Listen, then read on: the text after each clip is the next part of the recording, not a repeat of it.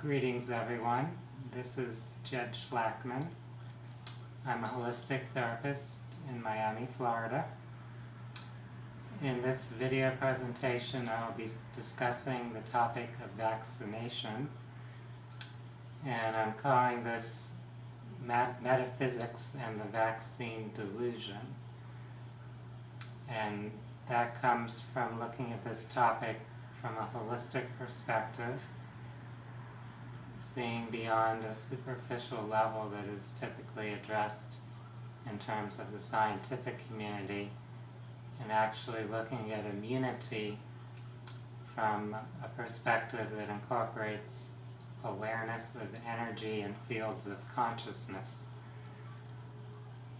Of course, in modern medicine, there's a lot of research that's done on a biological, chemical level, but biology is actually about life, and life is dependent on consciousness and energy.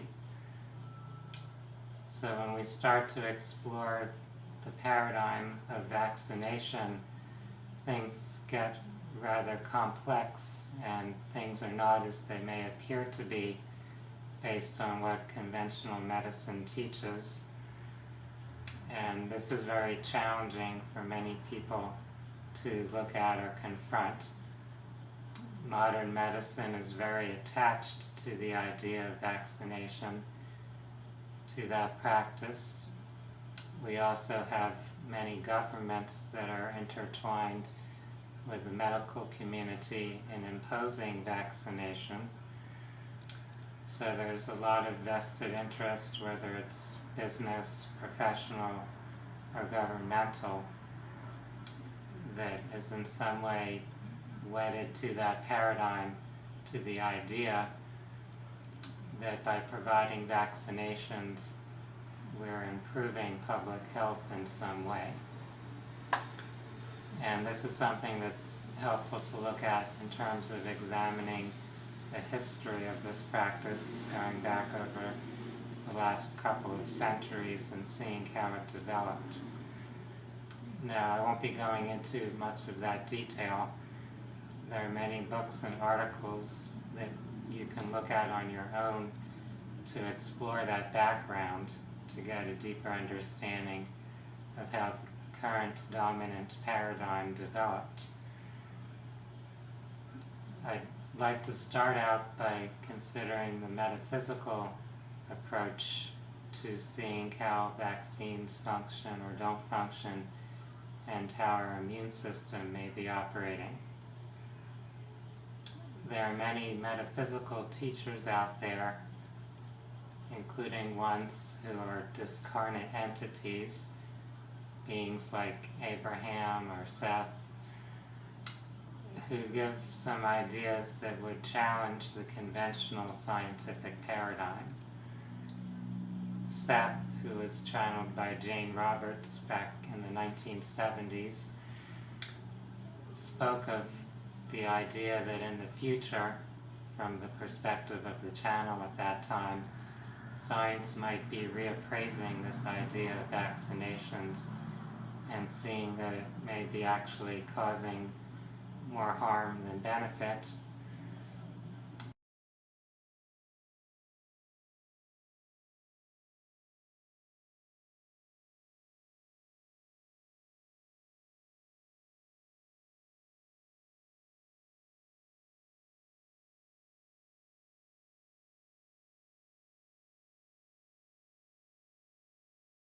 While Seth didn't say to completely refuse or resist vaccination, Seth implied that this is something that is not functioning the way it might appear to be, or the way that we're told it is. Many of Seth's teachings focused on how our beliefs create our reality, or at least how they shape or influence our reality. And beliefs would certainly play a significant role in relation to vaccination.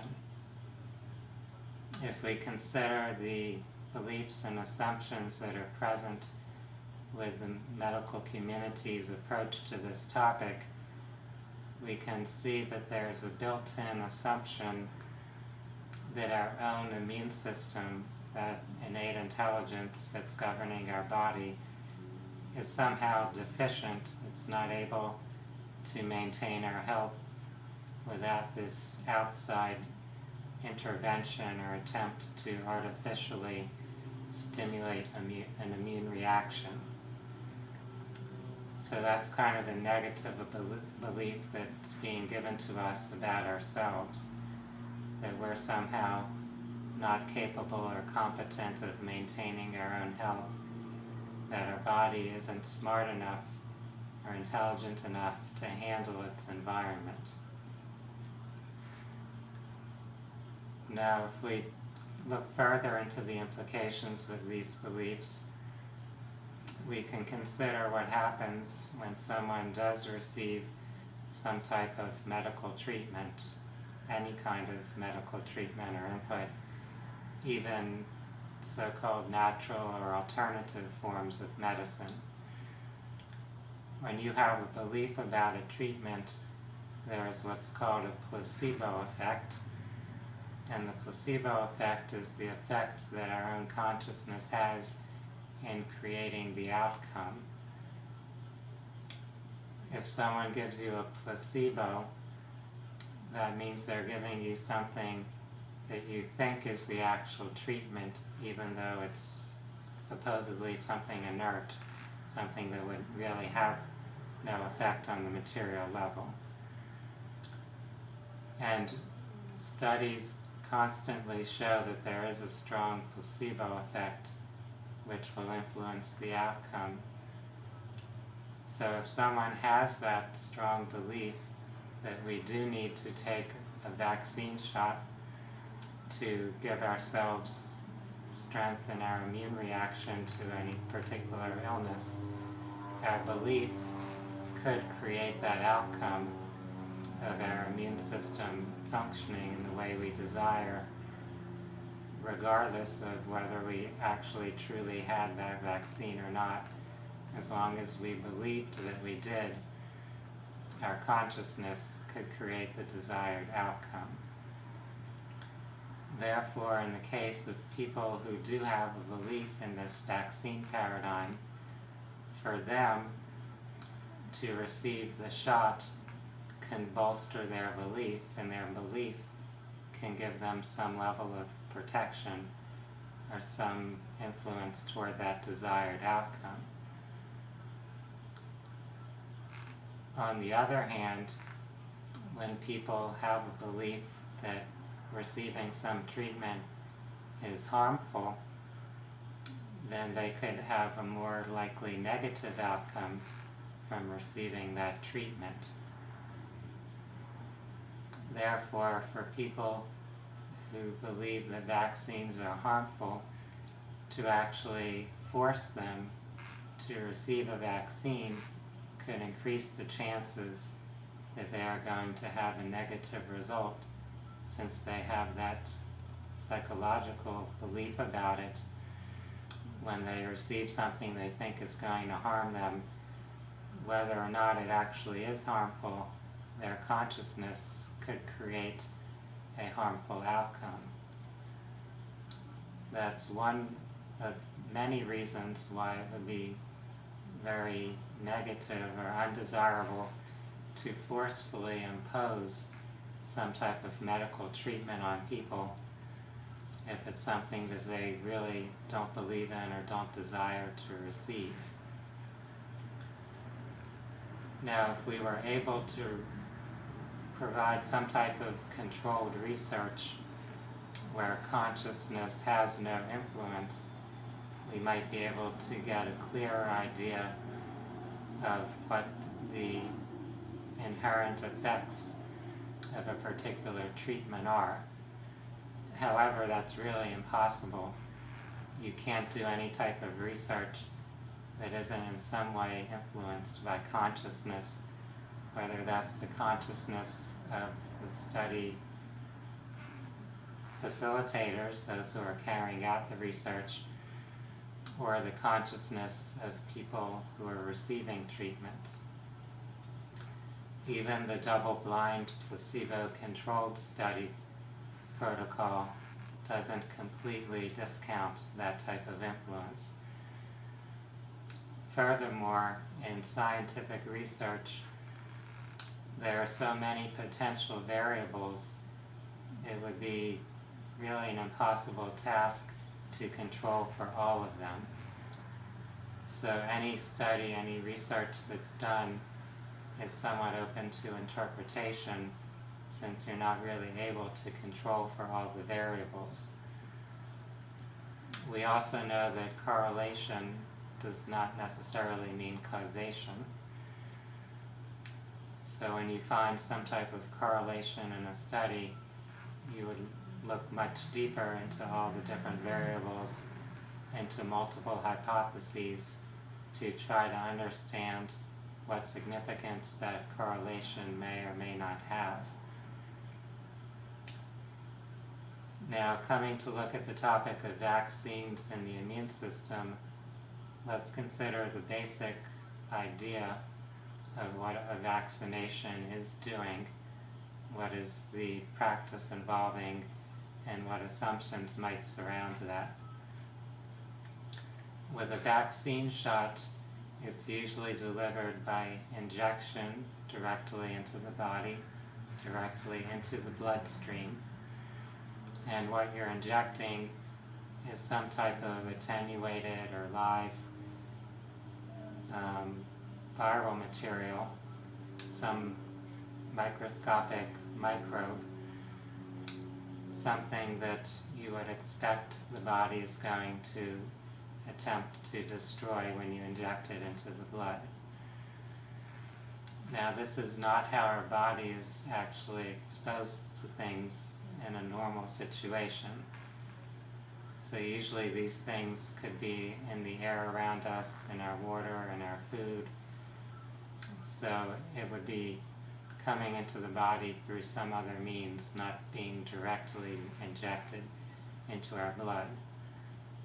So immediately we can see that vaccination is not exactly replicating the way that we are exposed to these organisms.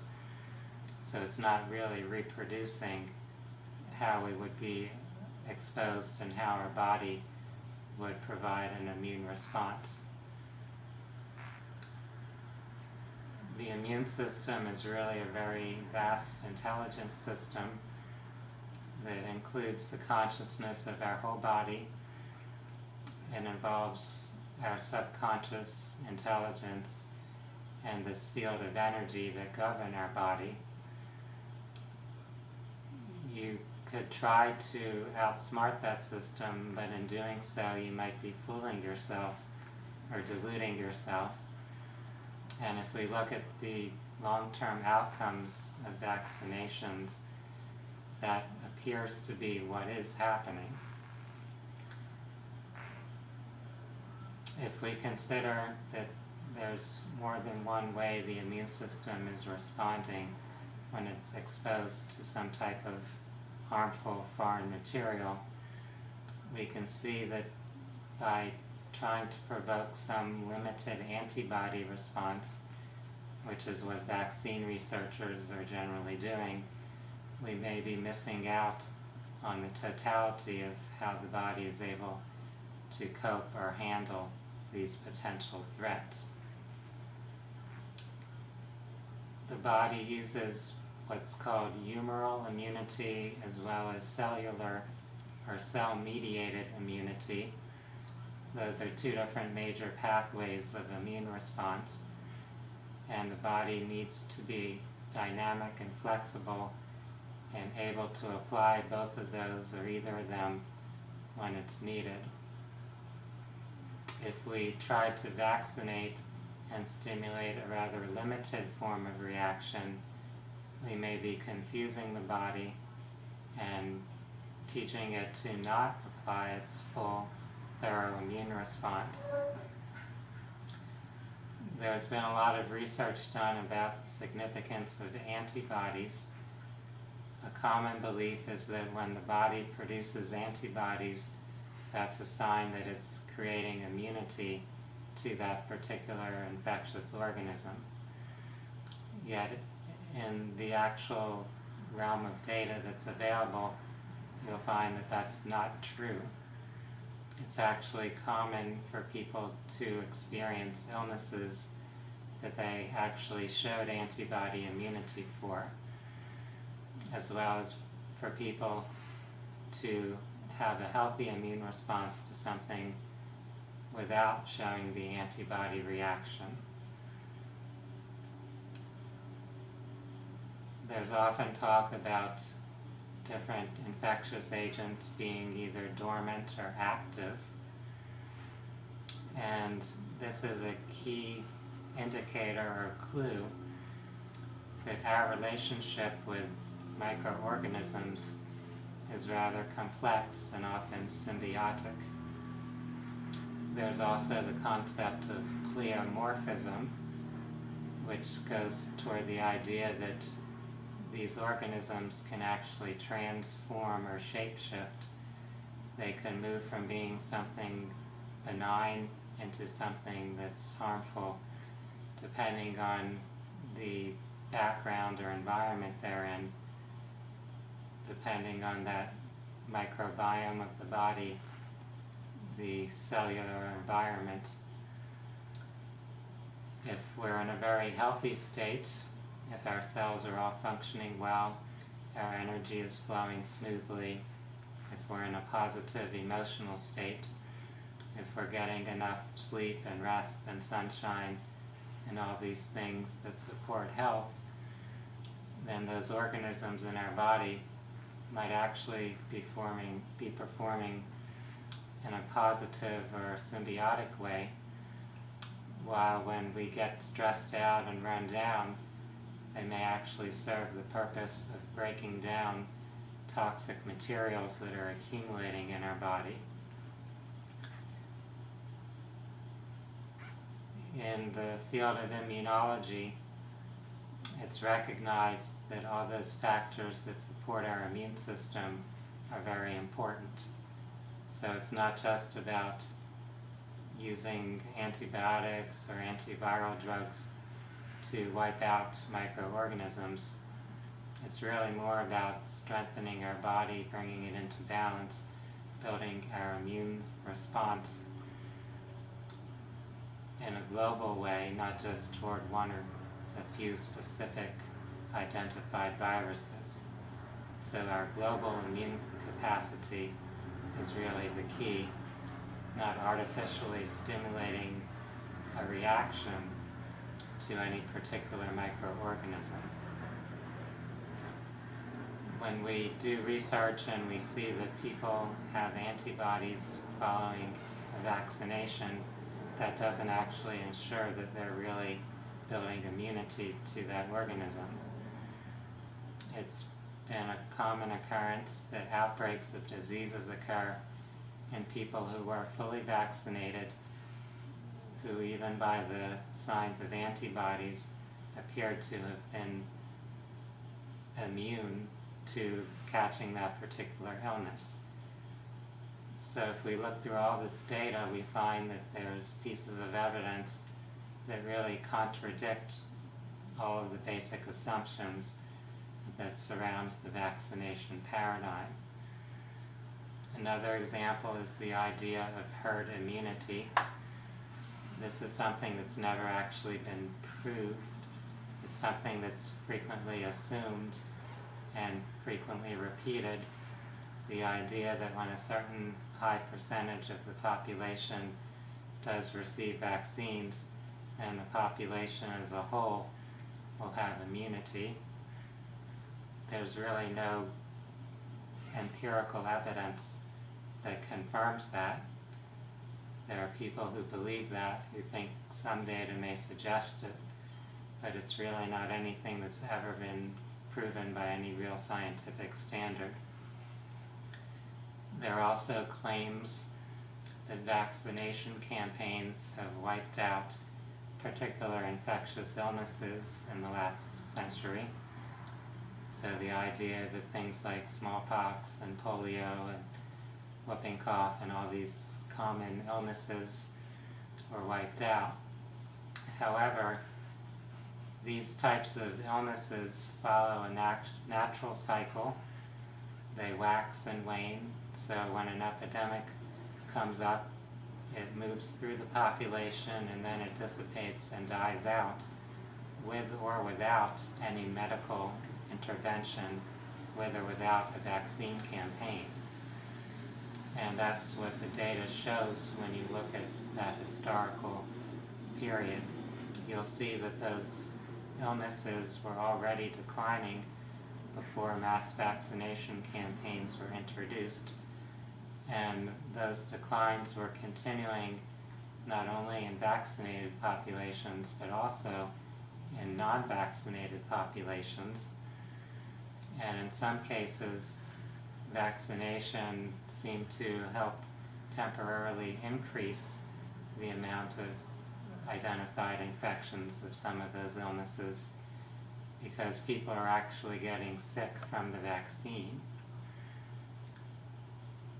Now, this brings up another complication about collecting data pertaining to vaccines. When someone receives a vaccine, they may have some limited form of the illness that they were being vaccinated for. So that's interpreted as being sort of a side effect to the vaccine. It's not really counted as them having actually caught that illness from receiving the shot. So there's a very obvious bias in terms of how data is being collected and interpreted.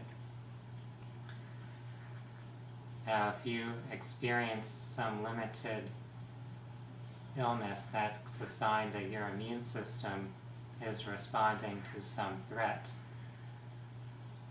Now, if you don't have a complete response to that threat, you may temporarily get better, so those symptoms of illness may start to dissipate, but you may actually have within you now a lurking chronic infection, but you're not really feeling sick because your immune system is now not reacting. Your immune system is somehow missing or ignoring that threat. And this is really a very dangerous situation that can lead to more chronic forms of illness. So with vaccination, we may be creating this confusion where you actually have this infectious agent in your body.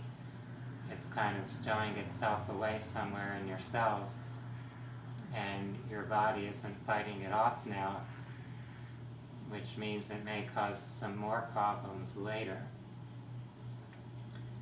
And of course, because the body isn't having these symptoms of sickness in the present, so you're not having a fever or a cough, a cold, a runny nose, you're not having a rash, whatever those symptoms might be, the doctors may think you're healthy, but really you have this subclinical condition that's starting to permeate some part of your body or some system in your body. Another issue is that when people have some type of adverse experience or reaction following vaccination, the medical community tends to ignore or discount that.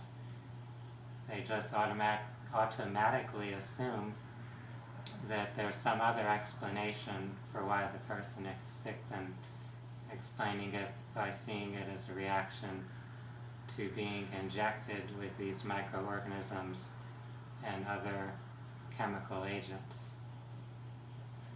There's no scientific basis for rejecting that possible association, but people in the medical community tend to do that, whether it's their genuine belief or it's them having a fear that if they admit that they gave a vaccine, a type of medical treatment that caused harm, then they could be legally liable. Another issue here in terms of collecting data and reporting vaccine problems is that many people don't really know that vaccines can cause harm. So even the people experiencing this adverse effect may not realize it themselves, since their doctors and other officials tend to push the idea that the vaccines are safe and effective, and they're not really giving full informed consent that there are documented dangers and perhaps even unreported or undocumented dangers. We really need to look in depth at these types of issues. And with babies or infants, another thing that could happen is that a child will experience some type of seizure, some type of neurological damage occurring shortly after vaccination, and rather than considering the relationship to vaccines, public health authorities will think that the parent somehow did something abusive to the child. So with these cases of sudden infant death syndrome or some type of seizure, parents are often accused of shaken baby syndrome or doing something to physically abuse their child, whether or not there's any evidence that would support that idea. So they're using that explanation to essentially take away any fault from vaccines. So to make it appear that vaccines are benign, to acquit vaccines of having been a cause of harm, and to blame the parent to cover up the possibility that vaccines might be involved. This is really something very unfortunate, because there are a number of cases where it seems quite likely that a parent was prosecuted for child abuse when really the abuse was that physicians gave the child a vaccine and the vaccine caused harm to that baby. Now, if we look at our immune system, we want to consider how we can start to strengthen and build up immunity. That system depends on vitamins and minerals. It depends on hormones. It depends on amino acids. It depends on all these different chemical components that are used to create the cells that provide function within our immune system. So for your body to build those cells that go in there and clear away and break down these potentially harmful microorganisms, we need proper nutrition. We also need to avoid being overexposed to various types of toxic elements in our environment. We live in an increasingly toxic world, and many of those toxins are disrupting our endocrine system, our nervous system, impairing our immune system. So we often need to take extra time to detoxify our body through things like juicing, through certain types of herbs, fruits and vegetables. So there are things that we can consume that really help our body cleanse itself and improve the functioning of the cells in our body, including those cells that perform roles in our immune system. We can use that approach to build up our immune system rather than trying to deceive ourselves by thinking that giving our body a temporary stimulus, a threat from these infectious agents combined with chemicals, that will make our body somehow smarter and wiser and able to handle some future natural presentation of those agents. It's really illogical to think that if our body on its own is not capable of mounting a proper immune response, that giving a shot would somehow make the body then capable of doing what it hadn't already been able to do.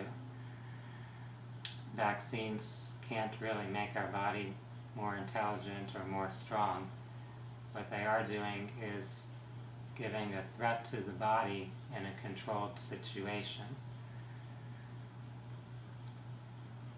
Now, in that situation, the body is going to react usually, and that reaction may be inadequate or incomplete. If the reaction is inadequate or incomplete, the particular shot that was given is not going to compensate for that.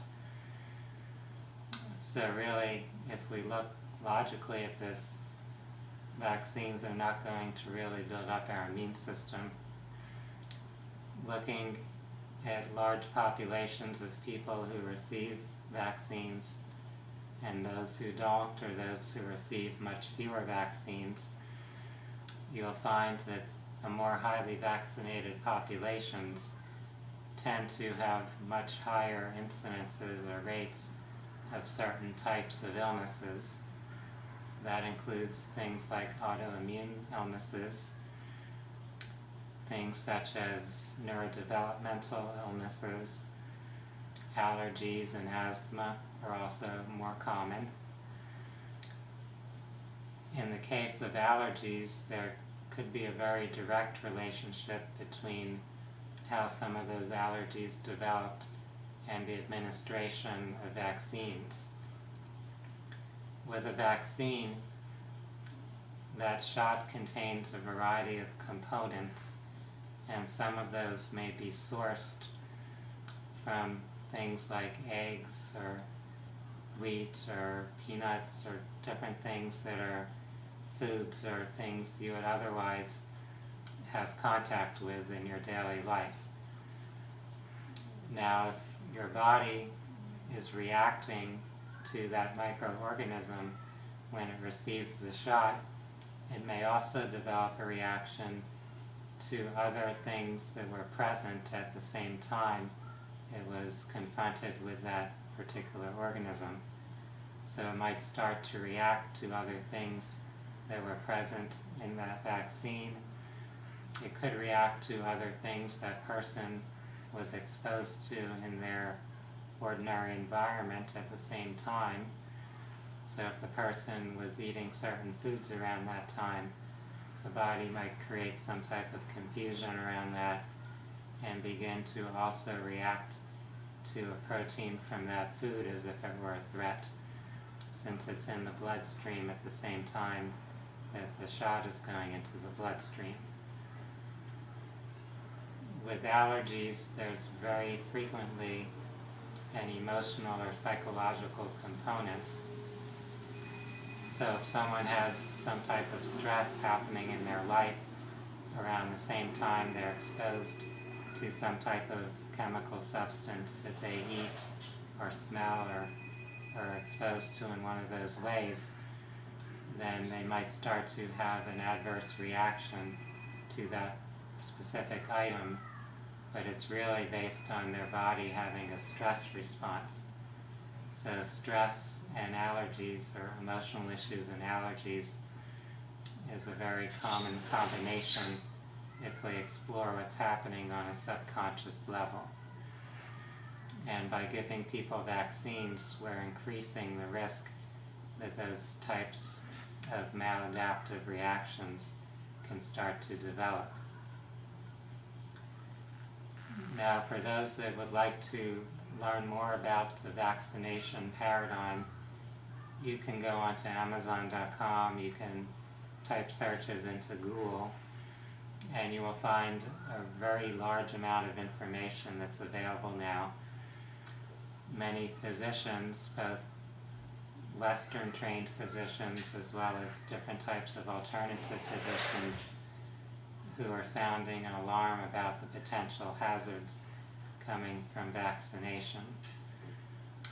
With all of that in mind, I think we can also look at the metaphysical realm and consider that our consciousness, our field of energy and unconscious intelligence are really vital and are really at the source of different patterns of illness that may develop within us.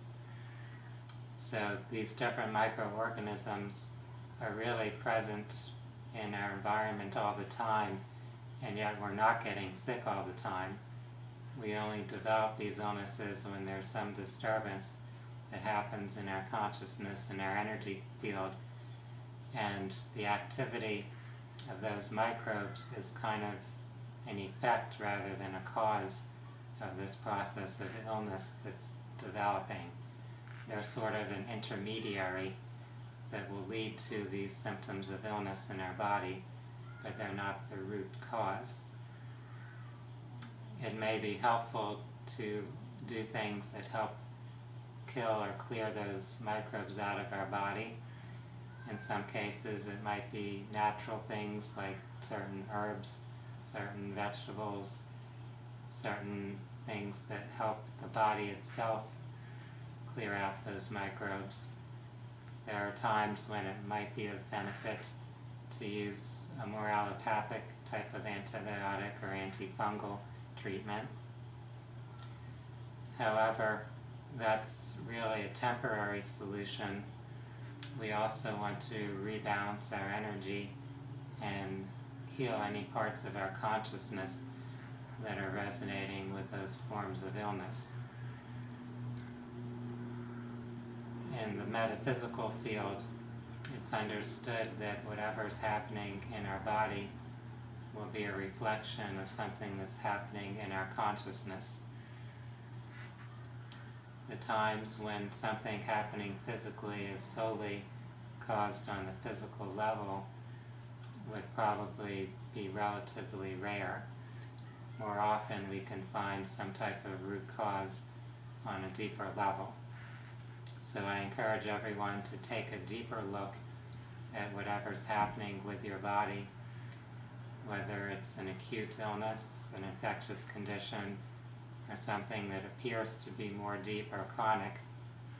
Even those more deep chronic conditions will very often have within them some component that involves some type of infection, whether it's bacteria, mold, viruses, fungus, parasites. There's some external agent that's functioning within our body to help create that particular illness, whether it's cancer or autoimmune illnesses or thyroid illness. All these different types of conditions often have a link to some unchecked infectious process within the body. And to treat that, we don't want to suppress our immune system. We actually want to give it strength and balance so that it can more thoroughly and intelligently address whatever is creating harm or causing distress to our body. I want to remind everyone that this presentation, this discussion I'm giving, is not medical advice. It's educational information, and for whatever issues anyone has a concern about, it's important to consult for yourself with people who are qualified to give you guidance in addressing those issues. There are many resources available, and anyone who wants to learn more is encouraged to do their own research, to think critically for themselves, to not assume that anyone has all the answers, and to not assume that anyone is a complete expert on anything, since on any topic there's always more to learn, more levels from which we can understand something. We each have access to a limited amount of data or information, and for us to really properly understand that, we would have to have a broader context of awareness. We would need to be able to see things from more than one level or perspective. And this is really a big challenge with conventional medicine. The perspective of that field is usually very limited. Doctors are looking at things only on that biochemical level and only looking at effects and not really understanding the deeper root causes. I'd like to thank each of you for taking your time to explore this topic.